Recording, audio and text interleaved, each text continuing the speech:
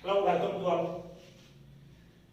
सो आज हम एक न्यू सब्जेक्ट को स्टार्ट करने जा रहे हैं और सब्जेक्ट का नाम है refrigeration and air conditioning. That means short में इसको हम आरएसी से लिखते हैं, रेफ्रिजरेशन एंड एयर कंडीशनिंग। जैसा लास्ट लेक्चर में मैंने आपको बता दिया था कि मैकेनिकल थर्ड ईयर में हम बेसिक 4 सब्जेक्ट के बारे में डिस्कस करेंगे, या फिर कह सकते हैं फ्यूचर में इनके बारे में डिटेल से हम पढ़ने वाले हैं।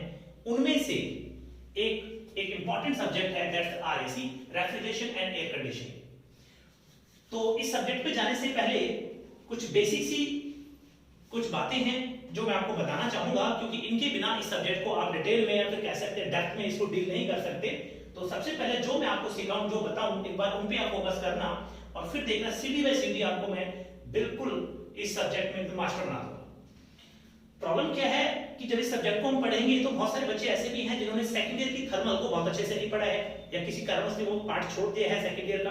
तो वो मैं यहाँ पे आपको यही मानते हुए पढ़ाऊंगा कि मान लो आपको आरएसी और थर्मल के बारे में कोई जानकारी नहीं है, बिल्कुल बॉटम यानी जीरो से लेके चलना है, और धीरे धीरे करके मैं आपको लास्ट में इस सब्जेक्ट में इस तरह से प्रिपेयर कर दूंगा कि आप चाहें तो खुद एक आरएसी कंस्ट्रक्शन कर सकते हैं। आरएसी एंड दैट मींस आप एक रेफ्रिजरेशन मशीन बना सकते हैं, या फिर कोई आप घर का जो एसी आप वो सही कर सकते हैं। बिल्कुल इसके मैं एक कॉन्सेप्ट को आपको समझा दूंगा। देखिए, अब सबसे पहले सुनिए, आरएसी के चैप्टर नंबर 1 में जो सबसे पहले एक डेफिनेशन आपसे पूछी जाती है वो पूछी जाती है 1 TR, that means 1 ton refrigeration. यानी कई बार आपने देखा होगा, इसको प्रैक्टिकली ऐसे सोचो, जब हम मार्केट जाते हैं और हमें माना कोई एक एसी परचेज करना है, तो एसी जब हम परचेज करते हैं तो मार्केट में जाके पूछते हैं कि हमें ये एसी चाहिए, तो आपको पता होगा वहां जो शॉपकीपर होता है वो सबसे पहले ये क्वेश्चन पुट करता है क्या, कि भाई कितना टन का एसी आपको चाहिए। अब हम रिक्वायरमेंट के हिसाब से बोलते हैं कि सर हमें 1 टन का एसी चाहिए, 1.5 टन का एसी चाहिए, 2 टन का एसी चाहिए, 3 टन का एसी चाहिए, कितने टन का एसी हमें चाहिए। अब जितने भी टन का हमें एसी रिक्वायर्ड है, जितने भी टन का एसी हमें रिक्वायर्ड है, या फिर जो जिस टन का हमें एसी चाहिए उसी की रिक्वायरमेंट के हिसाब से हम क्या करते हैं, अपने एसी को लेके आते हैं। अब शॉपकीपर जब ये टन के हिसाब से आपको बताता है तो सबसे पहले आपसे वो यही पूछता है कि आप मुझे ये बताएं कि आपके रूम का साइज क्या है, या उस जगह का साइज क्या है जिस जगह आप ये एसी को लगाने वाले हैं, उसके हिसाब से वो टन पूछते हैं। अब बच्चे के माइंड में क्वेश्चन आता है, सर जगह स्पेस से क्या लेना देना टन का, बिल्कुल टन का लेना देना है।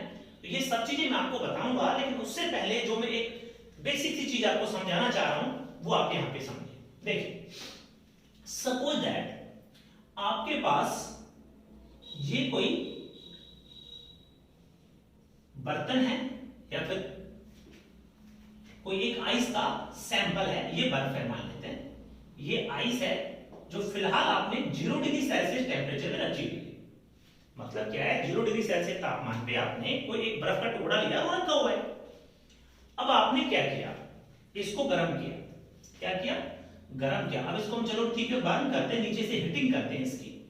जैसे जैसे इसको मैं हीट करूंगा, सभी स्टूडेंट इसको ध्यान से सुनना, क्योंकि ये एक इंपॉर्टेंट पार्ट है, इसके बिना हम आरएसी के बहुत से कॉन्सेप्ट ऐसे जो नहीं सीख सकते।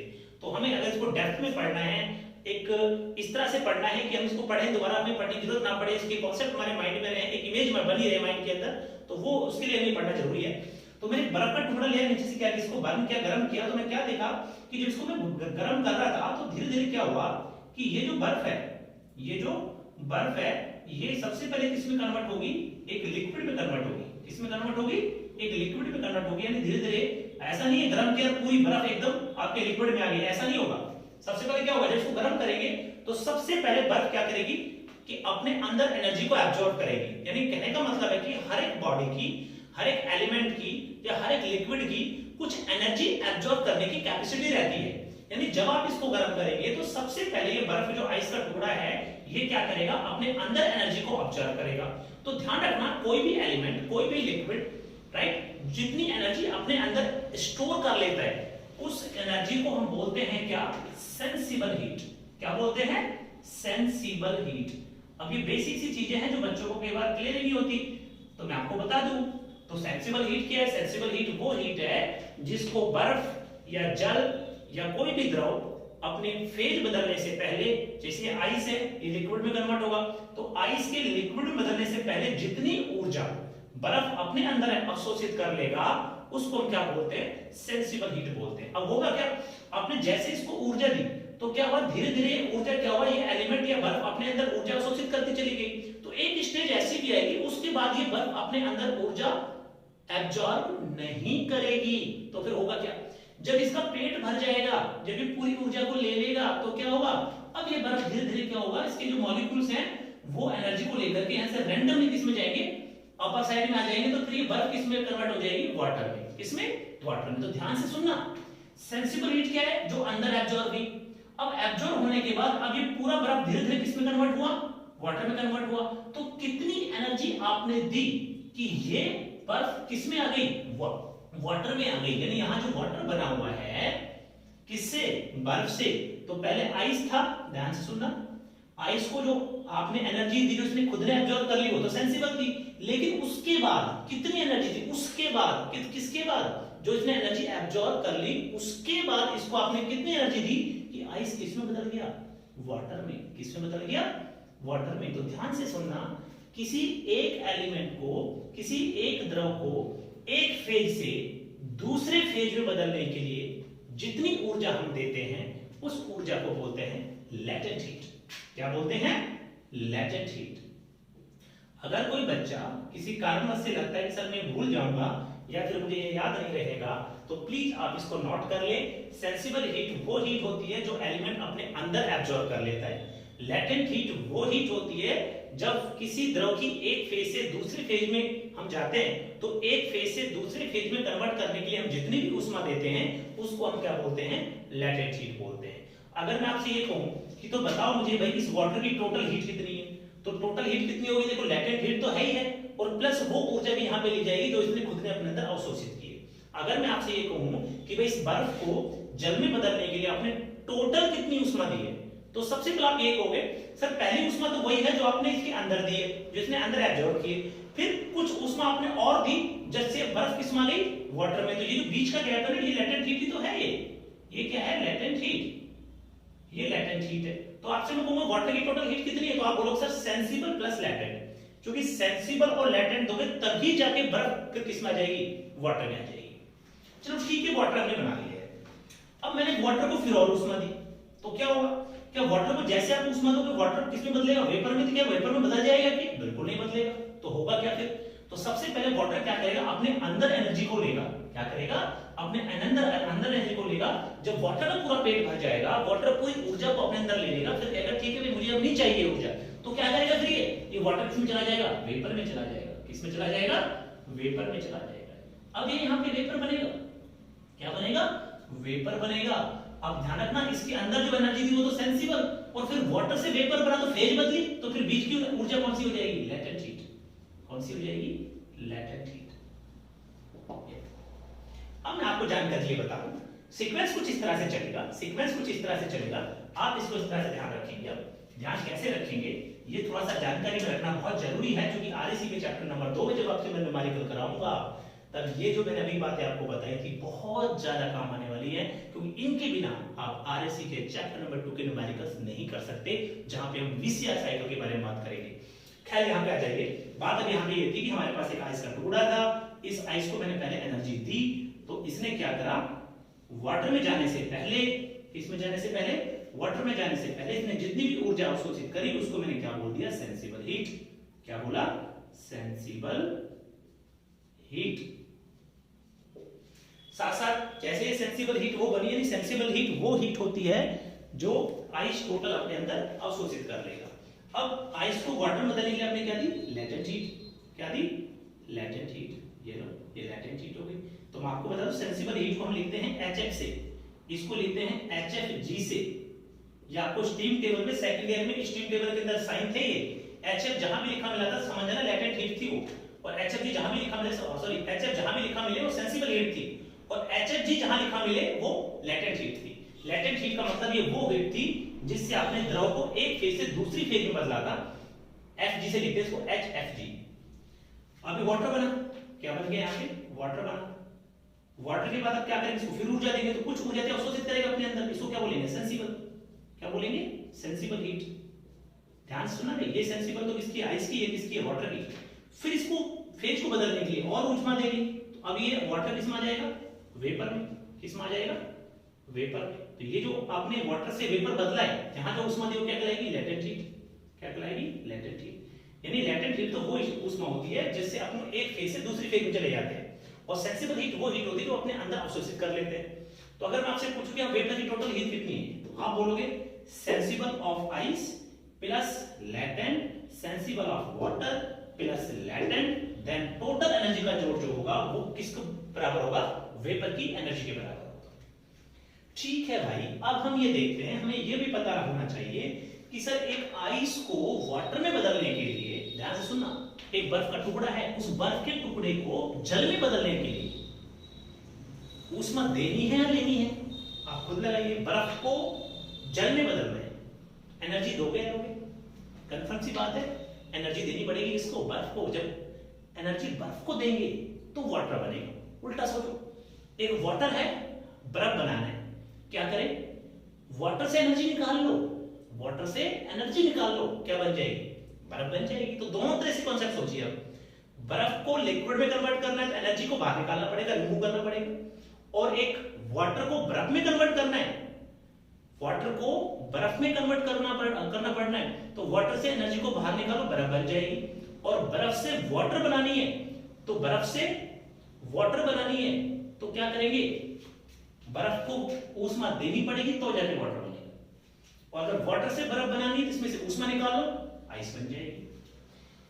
तो अब हम बात करते हैं वन टन की। वन टन की करेंगे तो इसका मतलब क्या होगा कि हम जो एसी परचेज करते हैं, ये सब्जेक्ट इसलिए नहीं पढ़ना कि आप थर्ड ईयर में हैं, आपको इसलिए भी पढ़ना है क्योंकि बेसिक चीजें हैं, ये आपको प्रैक्टिकल लाइफ में भी आनी चाहिए।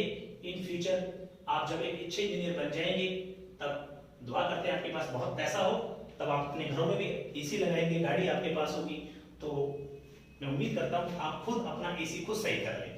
तो उसी पर्पज से हम इसको पढ़ाएंगे ताकि आप इसके बारे में डेप्थ नॉलेज रखें। तो देखिए भाई, वन एसी का मतलब क्या है, एसी का मतलब ये है, तो एसी जो आपने पढ़ा था रेफ्रिजरेशन एयर कंडीशनिंग, तो एसी में एक वर्ड निकल के आता है टन। क्या निकल के आता है, टन।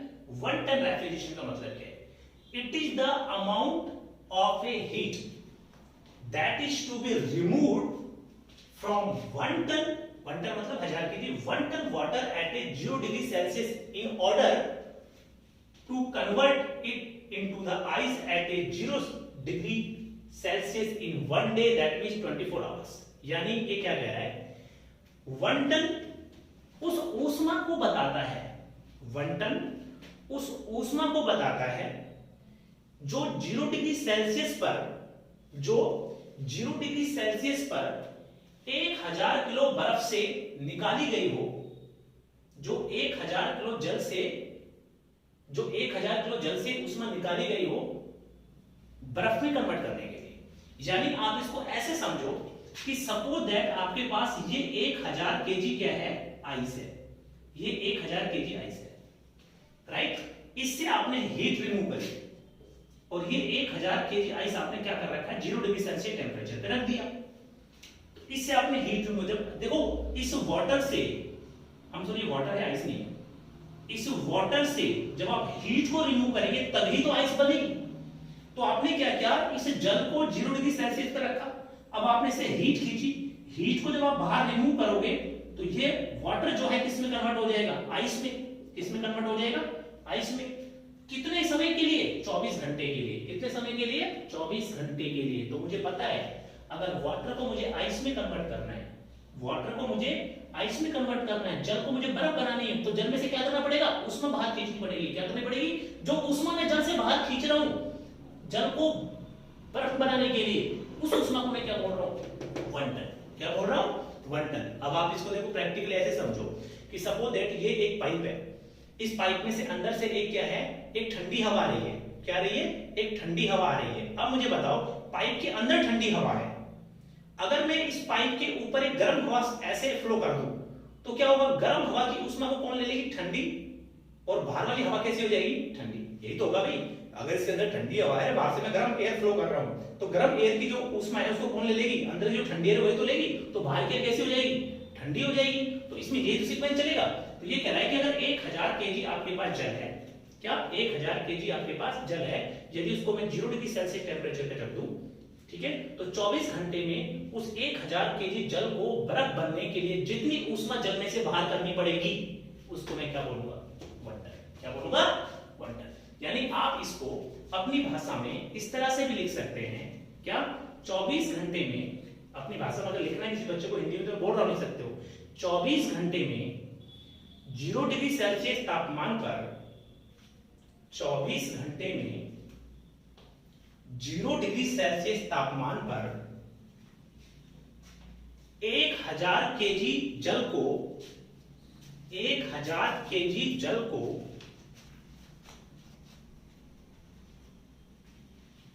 24 घंटे में बर्फ में बदलने के लिए, 24 घंटे में बर्फ में बदलने के लिए उसी तापमान पर जितनी ऊष्मा जल से खींची जाती है, जितनी ऊष्मा जल से खींची जाती है, या फिर ऐसे लिख सकते हैं जितनी ऊष्मा जल से बाहर निकाली जाती है, उसे 1 टन रेफ्रिजरेशन कहते हैं। उसे 1 टन कहते हैं, 1 टन रेफ्रिजरेशन कहते हैं। मतलब जल था, जल को आपको 0 डिग्री सेल्सियस पे रखना है, इसमें से ऊष्मा खींचो, ये किस में बदलना चाहिए, आइस में बदलना चाहिए, कितने घंटे में, 24 घंटे। तो देखिए अब आप कन्वर्ट कर लेते हैं, परिभाषा आपने लिख ली है, इसको एक बार हम रिपीट कर देखते हैं, देख लीजिए क्या मतलब इसका। अब मुझे बता, देखो आपने क्या किया, जल को किस में बदला, जल को बदला आइस में। तो जल को जब आपने आइस में बदला तो यहाँ पे जो ऊष्मा देंगे कौन सी होगी, लेटेंट, क्योंकि फेज बदल रही है। तो लेटेंट हीट जो होती है वो आइस की जो लेटेंट हीट है वो कितनी होती है, 335 किलो जूल पर केजी, ये लेटेंट हीट होती है। यानी जल को अगर आइस में बदलना है, आइस को जल में बदलना है, तो इतनी लेटेंट हीट का आपको फेरबदल करना पड़ेगा। यानी अगर जल को आपको इसमें बदलना है तो जल में से इतनी ऊष्मा खींच लो, अपना आप ही आइस में आ जाएगा, या आइस को जल में बदलना है तो इतनी ऊष्मा इसको दे दो तो ये जल में आ जाएगा। ये लेटेंट हीट होती है 335। अब देखो आप इसको ऐसे याद रखो, ये तो 1 किलो के लिए, कितने, 1 किलो के लिए, तो कितने किलो के लिए अपने बात करनी, 1000 के लिए। तो अगर ये 1 किलो की ऊष्मा है तो 1000 किलो की ऊष्मा कितनी हो गई, तो आपने क्या 1000 से गुणा कर दिया। ध्यान से सुनना, ये ऊष्मा की 335 किलो जो ऊष्मा है ये 1 किलो जल की है, किसकी, 1 किलो जल को आइस में बदलने के लिए। अगर मुझे 1000 किलो बदलना है तो 1000 से मैंने गुणा कर दिया इसका, राइट। ये जो ऊष्मा निकलेगी टोटल, ये कितने घंटे की है, 24 घंटे की। कितने की, 24 घंटे की। तो 1 घंटे की कितनी होगी, 24 का भाग दे दिया। 1 घंटे को सेकंड में कन्वर्ट करने के लिए क्या करेंगे, 60 का 2 बार डिवाइड कर देंगे तो 3600 का भाग दिया, ऊष्मा सेकंड में आ गई। देखो आप इसको ऐसे भी कर सकते हो, 1 केजी आइस के लिए, 1 केजी वाटर के लिए जो लेटेंट हीट कितनी है, 335 किलो जूल पर केजी, राइट। तो 1000 केजी के लिए कितनी हो जाएगी लेटेंट हीट, 1000 केजी के लिए लेटेंट हीट कितनी हो जाएगी, 1000 का गुणा करते हैं, ये तो आएगा भाई। अगर 1 किलो की लेटेंट हीट है तो 1000 की कितनी बनेगी, गुणा कर दिया। ये लेटेंट हीट जल में से बाहर निकल रही है कितने घंटे में, 24 घंटे में। तो 1 घंटे में कितनी निकलेगी, तो 1 HR के लिए 1 घंटे के लिए तो क्या करेंगे, इसमें 1000 का भाग दे दे, सॉरी 24 का भाग दे दें, 1 घंटे की ऊष्मा हो गई। तो 1 घंटे 1 सेकंड में कितनी निकलेगी, 1 घंटे की हो गई, 1 मिनट की 60 का डिवाइड, सेकंड की 60 का और डिवाइड, तो ये आपके पास है कितनी आएगी, 3.5 किलो जूल पर सेकंड। और जूल पर सेकंड को बोलते हैं वॉट, तो क्या आएगी 3.5 किलो वॉट। यानी कहने का मतलब है कि 1 टन बराबर कितना होता है, 3.5 किलो वॉट। 1 टन बराबर कितना होता है, 3.5 किलो वॉट। अब इसको प्रैक्टिकली सोचो, मान लो आप मार्केट गए, वहां से आपने एक एसी परचेज करा और वो जो एसी था वो 1 टन का था। कितने का था, 1 टन का था। तो आप समझ जाना वो एसी 1 सेकंड में जिस हवा को हमें ठंडा करना है, जिस हवा को हमें ठंडा करना है, उस एयर में से 1 सेकंड में कितनी ऊष्मा को ले लेगा, 1 टन। अब मानो 2 टन है तो वो 1 सेकंड में कितनी ऊष्मा खींच लेगा हवा में से, 7। इसका गुणा कर देंगे 2 टन के लिए, 3 टन के लिए 3 से गुणा कर दो, 4 टन के लिए 4 से गुणा कर दो। इसका मतलब जितना टन बढ़ता जाएगा, जितना टन बढ़ता जाएगा तो रेफ्रिजरेटर उस गर्म हवा में से उतनी ज्यादा ऊष्मा को बाहर खींचने की क्षमता रखेगा। और जैसे मान लो इस नली में गर्म हवा है और मैं कहता हूं 1 टन एसी है, तो इसका मतलब इसके अंदर एयर होगी ना, उस एयर में से 1 सेकंड में 3.5 किलो जूल ऊष्मा खींच पाएगी 1 सेकंड में। अगर 2 टन का होता तो 7 किलो जूल खींचेगी। तो मुझे बताओ 3 किलो जूल, 3.5 जिसमें खींच रहा है वो है, 7 खींच रहा है वो, ठंडा कौन जल्दी करेगा, 7.5 वाला। 7 वाला सॉरी, तो 7 किलो जूल अगर 1 सेकंड में खींचे और एक 3.5 1 सेकंड में खींचे, तो जिससे ज्यादा ऊष्मा खींच रही है वही तो जल्दी ठंडा करेगा।